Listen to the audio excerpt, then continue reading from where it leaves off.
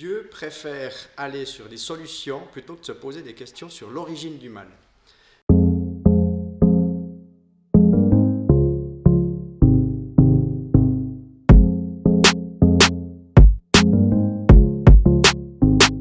Si Dieu est amour et tout-puissant, pourquoi y a-t-il autant de mal dans le monde?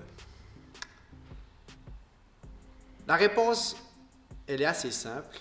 Dieu préfère aller sur des solutions plutôt que de se poser des questions sur l'origine du mal. Dieu, il va à l'essentiel en envoyant son Fils pour nous rejoindre dans notre souffrance et nous donner une perspective de vie plus forte que la mort. Je vous explique un peu tout ça. Parce que déjà, cette question soulève un paradoxe, c'est-à-dire deux choses qui ne vont pas ensemble. Un Dieu qui est amour tout-puissant et la réalité du mal qui nous empoisonne et qui nous fait souffrir. Parce qu'on expérimente tous cette réalité-là, des degrés divers, des moments divers, des intensités aussi diverses, mais toutes et tous, nous sommes pris dedans. Et Dieu le sait. Dieu, il est au courant. Il ne se brache pas la vue pour dire non, le mal n'existe pas. Toute son action, tous ses commandements sont orientés pour nous offrir une solution à cette question du mal. Il va même plus loin que les commandements, puisqu'en effet, il décide dans sa souveraineté, d'envoyer son Fils dans le monde, dans notre monde, pour qu'il soit mis à mort, qu'il souffre et qu'il soit jugé par une justice humaine, par définition imparfaite. Son ultime parole, finalement, peut dire que Dieu la prononce en son Fils, Jésus-Christ, qui peut dire sur la croix « Tout est accompli ».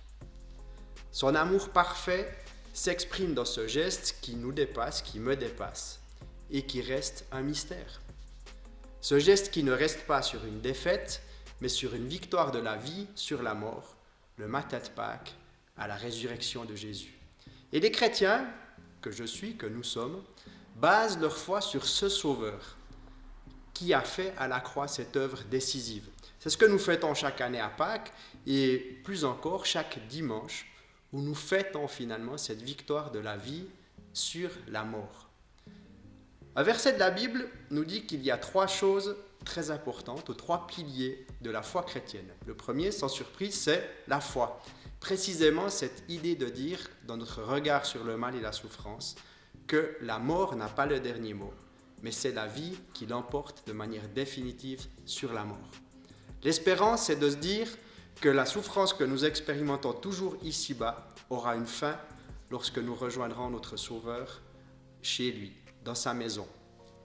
Et l'amour, qui est la plus importante des trois, c'est de se sentir et de se savoir surtout aimer au-delà du mal et de pouvoir aimer malgré le mal et la souffrance. Super.